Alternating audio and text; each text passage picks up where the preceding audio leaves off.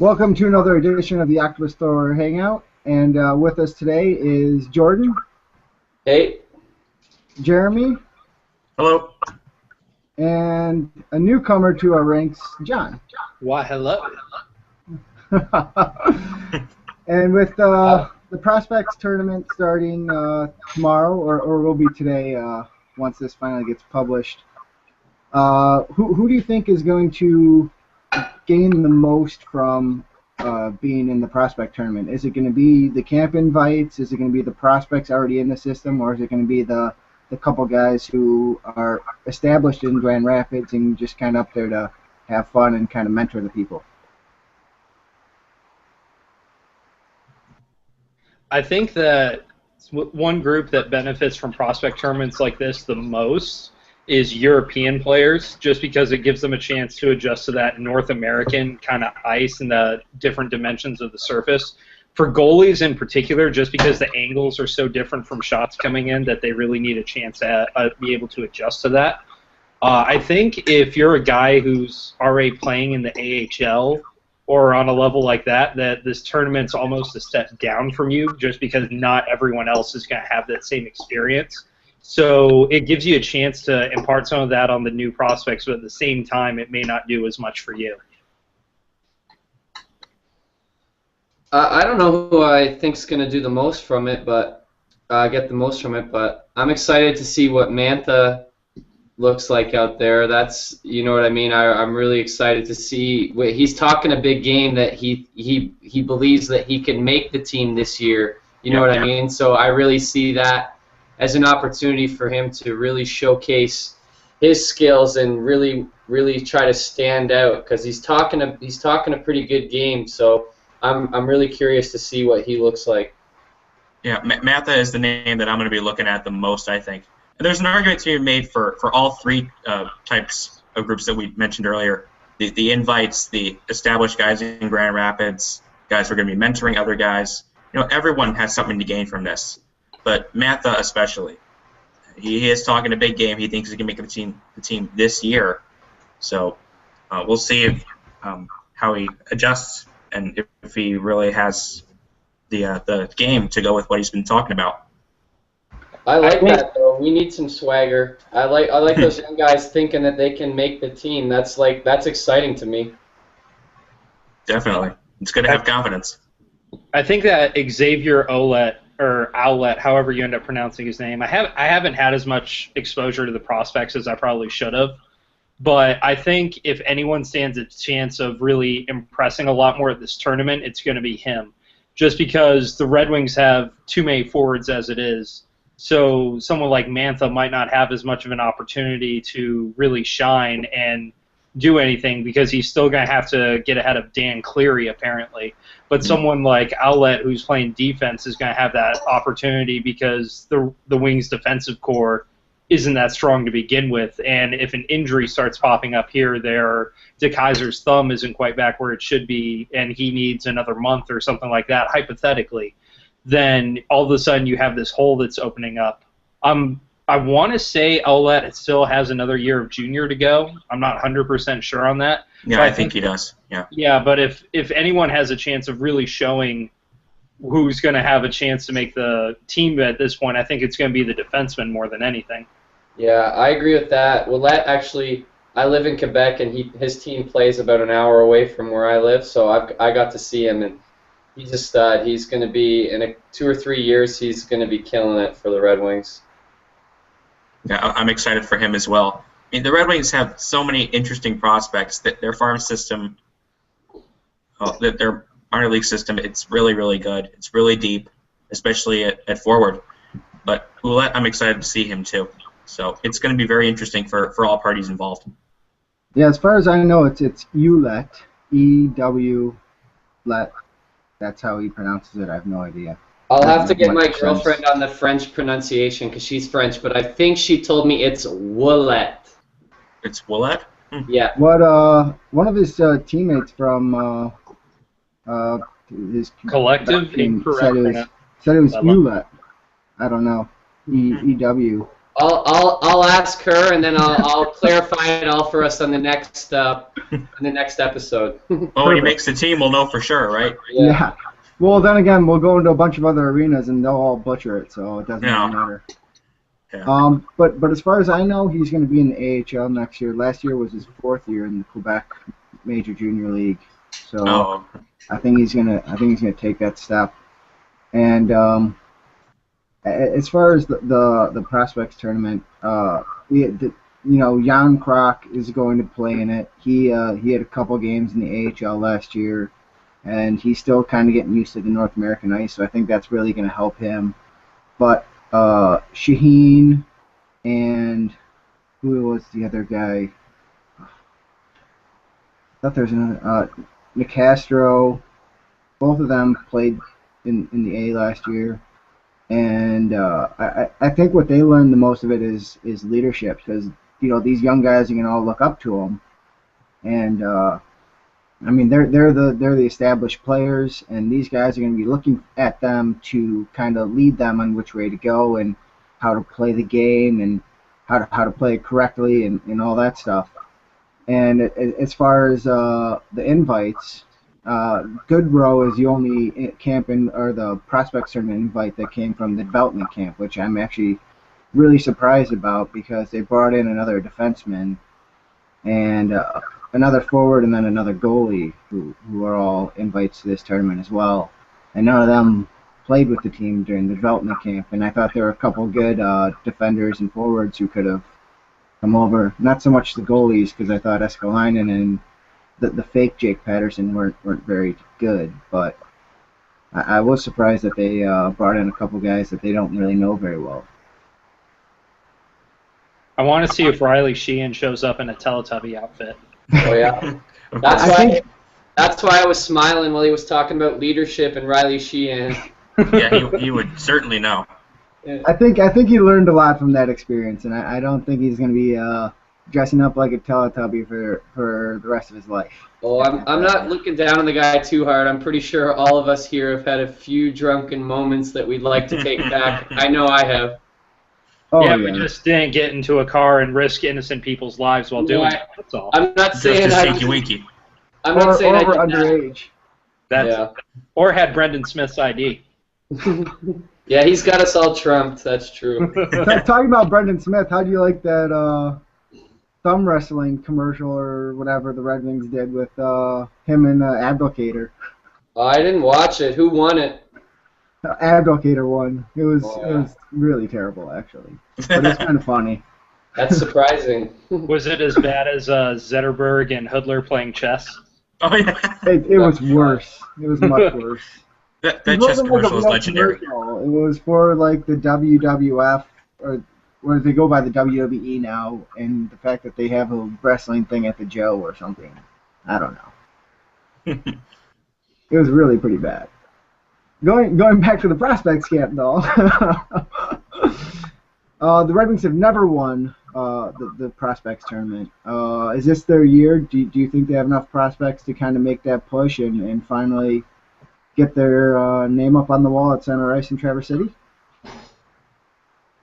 It is a little ironic that the Red Wings are the ones that host it, more or less, and they haven't had a chance. They've never won it. I think a little bit too much goes into trying to win something like this. I mean, yeah, it would be nice, but it's not like the Red Wings have had a top 15 draft pick since I was 2. And to go with it, Buffalo won it last year, and they were hot garbage. So I think there's a little bit too much that goes into trying to win it so much as it is trying to get exposure for everyone else. That being said, there was a good article on Left Wing Lock that was saying that Dallas looks like they have a really good shot at it. And everything I've been reading about Columbus is saying that they're bringing a lot of guys with AHL experience, and there's a lot to look forward to with them having a potential run at it as well. You can chalk me up in the couldn't care less category. You don't seem to care about any of this unless it's training camp or the regular season or the playoffs. Yeah, this is about on par with how much Jan Mursak can deadlift.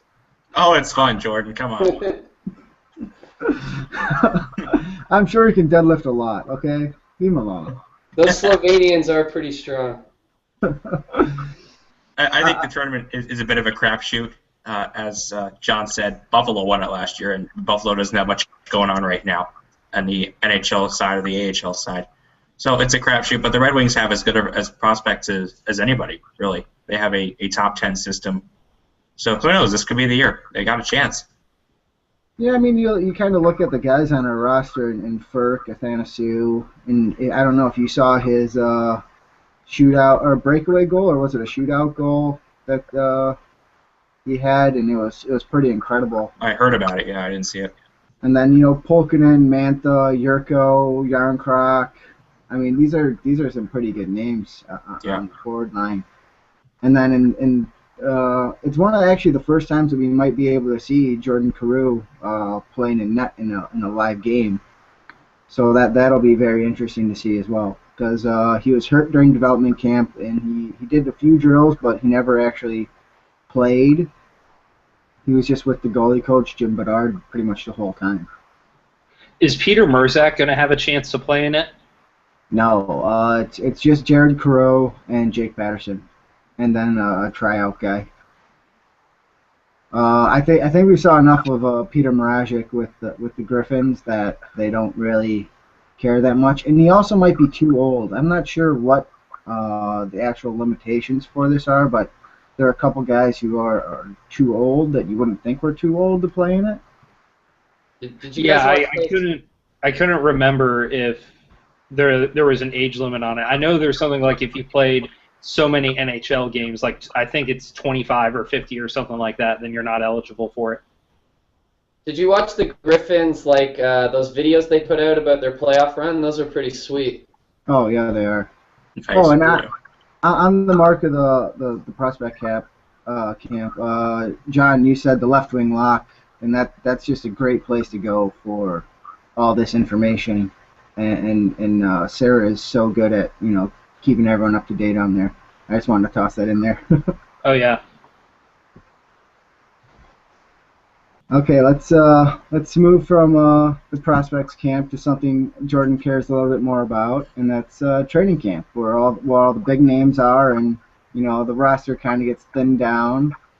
What kind of battles do you see happening during training camp? I thought you were going to say Daniel Alfredsson's new hair. I didn't know you cared so much about that. I'm sorry. Oh, yeah, if I had known, I would have said I like the new do. I like what he's doing with it. Did you see it? I did not see it. Yeah, I saw it.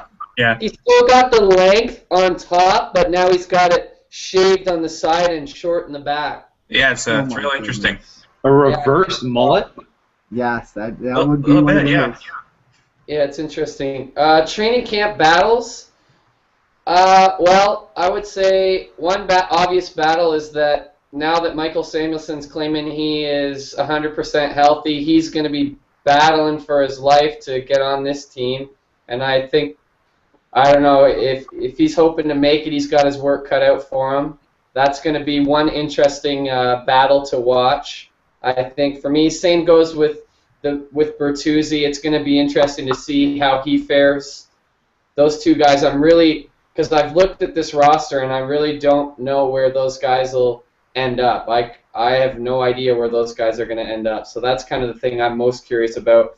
Also, a guy like Thomas Tatar, I'm really interested to see where he ends up too. So those are a few names that I think guys are really going to be battling for a spot. I think the Red Wings are in a really rough position right now, as I mentioned earlier, just having too many forwards. And it's kind of mind-boggling that they invited Dan Cleary to come in on that professional tryout, which on the one hand, I can't believe Dan Cleary didn't take an offer somewhere else, because from what I read, he had other offers from Pittsburgh and a couple other teams. I heard Sidney Crosby even called him up to try to sell him on coming to Pittsburgh. On the first day of free agency, yeah. Yeah, and if you've ever been to Pittsburgh, you can't really blame him for not going. But he's sticking around. He really wants to stick around Detroit, which I really kind of admire, that he's putting that much effort into trying to stick around for a place where there may not be room for him. But that doesn't change the fact that there may not be room for him. And there's a lot of people that talk about, if we can offload Samuelson or someone like that, but let's be real, no one's going to take Samuelson, not for that amount of money and not for Samuelson. I think Todd Bertuzzi's closer to having a shot at staying on the roster just because of how helpful he was in the shootout. And those shootout points can make a big difference between winning the division or being second behind Boston and ending up like 4th, 5th, 6th seed, something like that. So I wouldn't be all that surprised to see Nyquist and Tatar and all these younger guys really make a good impression, but still have to end up going down to Grand Rapids in the end just because there's no room. Yeah, I would agree with that. There's just a logjam at forward, especially when you get to the third and the fourth lines. Will Bertuzzi, will he be healthy? Will Samuelson be healthy? Will Nyquist and Tatar impress enough to be on the team? Where's Cleary going to end up in all this? There's just a logjam at forward, and it's tough to say at this point, who's going to get it over who. I think goaltending could be an interesting battle, though, between Gustafsson and Mrazek, because Gustafsson was really not that impressive last year, and Mrazek was. So who knows what will happen there? One of them will be in Grand Rapids. I think it will be Mrazek, but we'll see what happens in that battle. I'm interested to watch that one.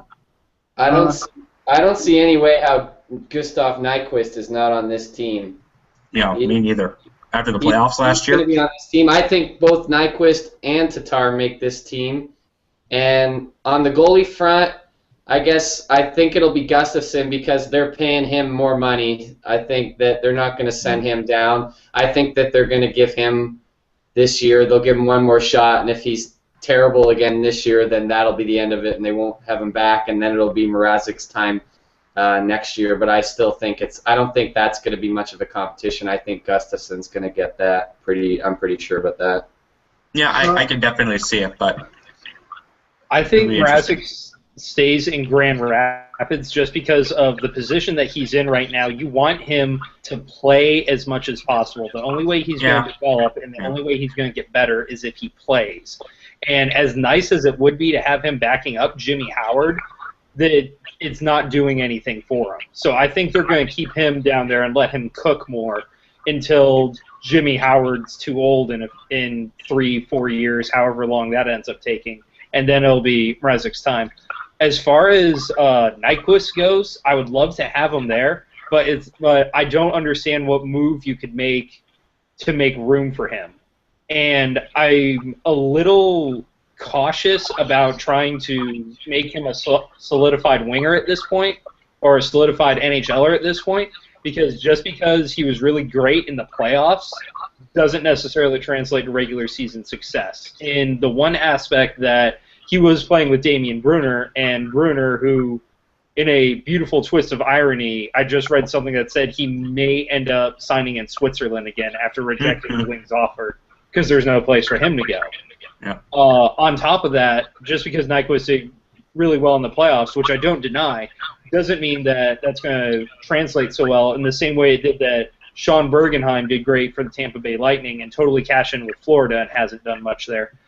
Joel Ward had a great year with Nashville in the playoffs and then cashed in Washington and didn't do so well. And this year's version of that is probably going to be Stu Bickle in Chicago, who they kept, but they had to get rid of a bunch of people to do it too.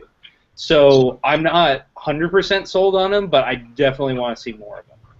Well, here's the kind of the thing about the young guys right now is Tatar cannot be sent back to the AHL without going through waivers. So he'll be in the NHL regardless. They're not going to lose him for nothing. With the Calgary Flames. They'll trade him to the Flames for Yuri Hudler. Yeah, we'll bring Hudler back. Definitely. And I find it tough to say. Nyquist can go down. He can go down. He doesn't have to go through waivers. And it's the same with Danny DeKeyser. Danny DeKeyser can go down without going through waivers. I think it's very tough to put either of those guys down. And maybe the Red Wings go, okay, well, we're kind of sick of you, Samuelson. We're going to send you down to the AHL, get the $900K cap relief, and then you can just go down and play there. And that puts the Red Wings back into the black, and they're no longer over the salary cap. they'd still have to get rid of one guy, but getting rid of one guy is a lot easier than getting rid of two guys. Yeah, and being able to hang on to some of that salary may be helpful if you end up trying to trade Samuelson, because I could see that even though he has that no trade clause, I could see them approaching him and saying, look, we're sending you down, or we can trade you and you can continue to play in the NHL. It's your choice, but Detroit just isn't the place for you right now. That doesn't really solve the problem of you need someone to take him off your hands, but it helps. Well, I don't think he has a full trade clause anyways. I think he can name, I think it's like 10 teams or something. I don't think he has a full. So he just names team, and then Detroit looks to send him somewhere else that aren't those teams. And speaking of Mrazek and Gustafson, I think it's kind of tough to say, oh, Gustafson had a really bad year last year. He wasn't any good in Toronto. He's not going to be a good goalie. He's not a good backup. I think when you look at his history in Toronto, he was not used right. The goaltending coach, I forgot his name, the French guy. That's why I think he's French Canadian. Is he French Canadian or French? Yeah. He kind of totally messed up his whole goaltending style. And then now he's in Detroit, and he was just kind of getting back into the groove of what he was doing, and then the lockout, and then, tiny training camp. He got hurt during training camp. He came in the first game of the season where Howard just got annihilated, and he got hurt more, and then he was out for another month, and then he came back, and then he played one game, and he was actually pretty good. And then, the game in San Jose, I think, he was really good. Yeah, it's just tough to kind of switch your goalie style back to what you're doing, fight through a bunch of injuries, all in a shortened season, and all when you didn't really have time. You were still rusty. I think with a full off season, a full training camp, a full preseason, he's going to be much better than he was last year. And I absolutely think that Mrazek needs to play as often as possible. So you keep him down there. Maybe not for 3 or 4 years, but 1 or 2 years, and then you do a goalie by commission with Jimmy, and you play him half the games or a third of the game, something like that. I honestly don't know why more teams don't do goalie by commission like that, because you would think if you're the opposition, not being 100% sure which goalie you have to prepare to play against and having both of them being really good makes it a lot more difficult to prepare to play that team. I disagree with you with Gustafson. I think that it's being made more complicated than it kind of is. It's he wasn't all that great in Toronto, then he came to Detroit and he wasn't all that good. Maybe he just isn't a very good goaltender.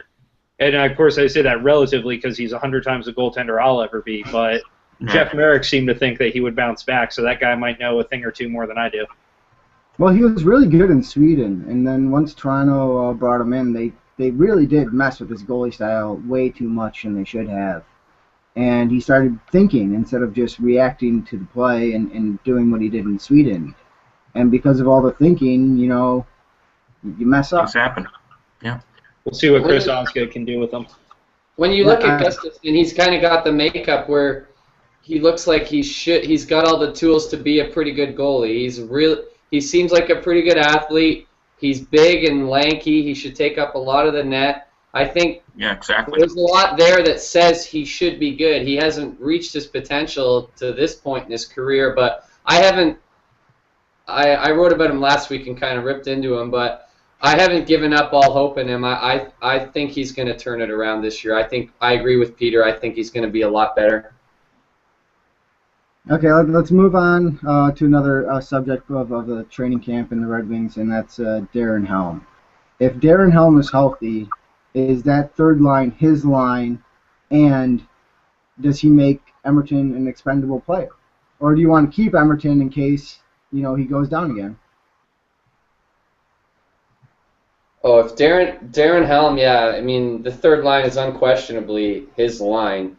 This team kind of goes as he goes, you know what I mean? In a lot of ways, I think Darren Helm's a really, really key part of the team. So if he's healthy and he can play on a regular basis this year, we are such a better team. So, I mean, and for Emerton, yeah, I think Emerton is expendable if Helm shows he can play. But it seems like even this week he's still saying, "Oh, I'm still sore a bit in the morning" or whatever. So I'm not totally sold on the fact that he's going to be 100% healthy. So I don't know, which it seems 50-50 at this point.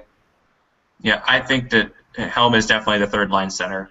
The penalty kill was still pretty good without him. It's going to be really good with him.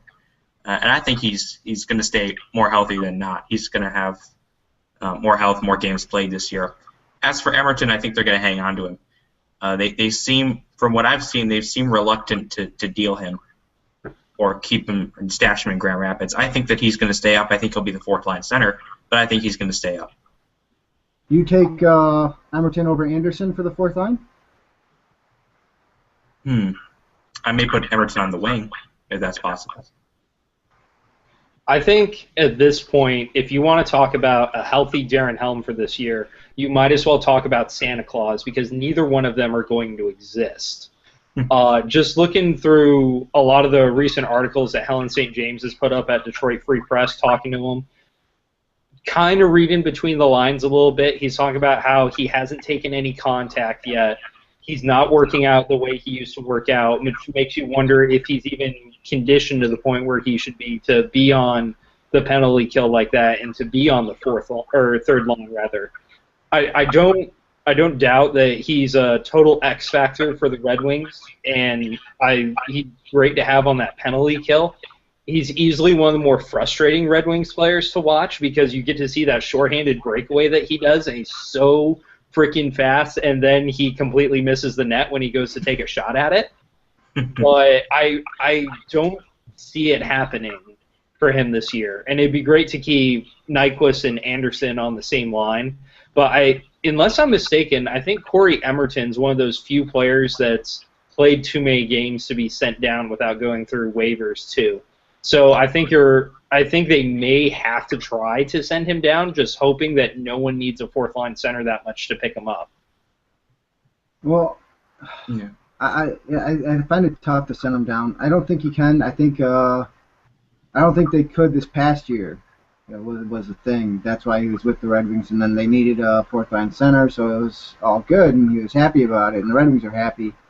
And then, Helm went down, and he had to bring someone up from Grand Rapids to take that fourth spot or the third spot, whatever it was.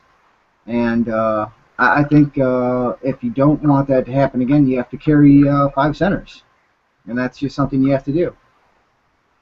Do the Red Wings even have 5 centers that they could carry at this point, assuming that Darren Helm's healthy? Assuming he's healthy, Datsuk, Weiss, Helm, Anderson, and Emerton. And then Emerton, yeah. Yeah. So they can do it. I don't know. Knowing how crammed they are at forward, I'm just not sure if the math adds up. Unless you want to send DeKaiser back down, which would just free up a roster spot at that point. I really don't want that to happen because I want to see him playing with Brendan Smith more, and I'd love that combination of the two NCAA defensemen. One's offensive guy and is kind of reckless defensively and drives me nuts, and the other one is Dan DeKaiser being able to kind of shut it down defensively. If he sticks around with the team for a while, that may be my next Red Wings jersey because I really like the way he plays. Yeah, he's very good. I don't think they'll send him down because they expect him to be a top 4 defenseman. You just kind of have to get rid of wingers. You have to get rid of Samuelson or Bertuzzi or Eves or Tutu, and those are the guys that you have to get rid of, and then you keep a guy like Corey Emerton. And I still think they're looking to trade Tutu, so that's something else to keep an eye on. Yeah.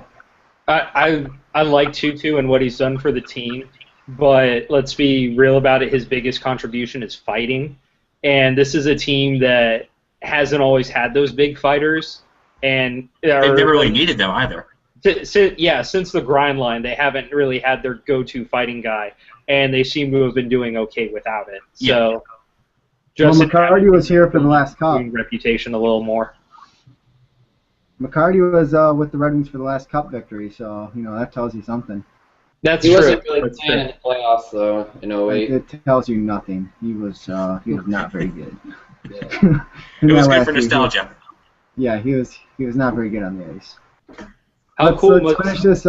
What was that? I was going to say, how cool must that have been in Flint or to have been in Grand Rapids and to have seen him play with those teams as he was working his way back up. I Oh, did. yeah. I was actually at his game where he scored the hat trick in Grand Rapids. Nice. Oh yeah, His nice. first game in Grand Rapids, he scored 3 goals, and I was pretty deep into some beers at that point. Now my buddy still chirps me because we were sitting down, and when McCarty scored his 3rd goal, I ripped his brand new Red Wings hat off his head and threw it on the ice. And he still chirps me about it today. Like, I've never been able to find that same hat, and I'm like, it was worth it. If it was brand new, he should have been able to find another one. Yeah. That was my argument. Okay, let's finish this off with a little Twitter thing I said a couple days ago, which was that Casio was my dirty celebrity crush, and Jordan came back Who's and said it was Kesha, the pop singer.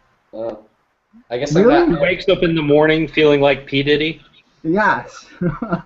All right. She's just awful, but oh well. And then Jordan goes and says it's Carrot Top for him. What's that all about, Jordan? I don't know. I'm just channeling my inner Sean Avery. Oh.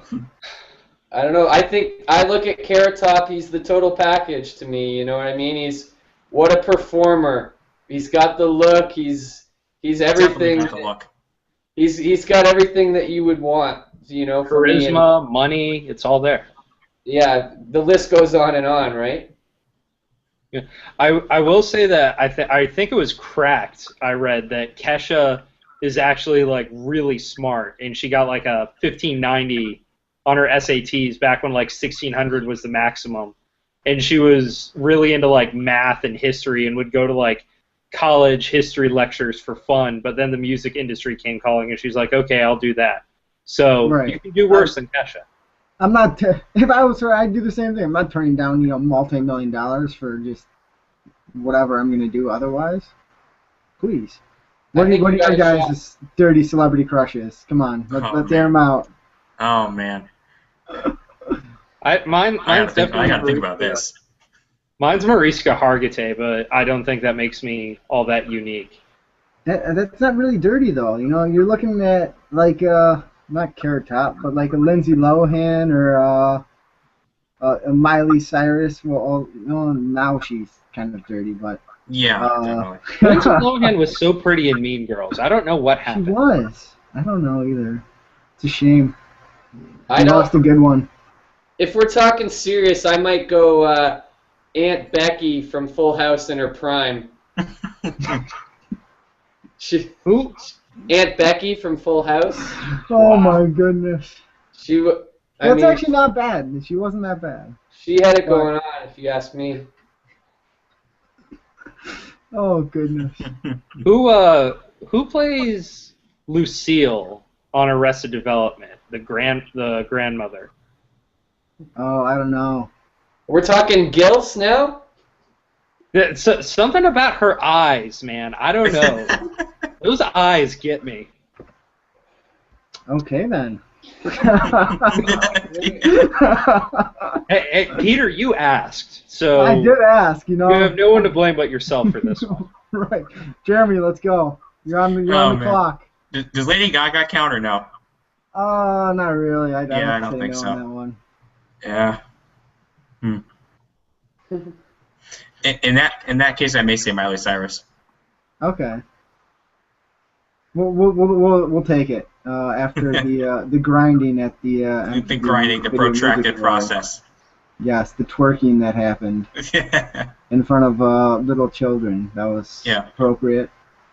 That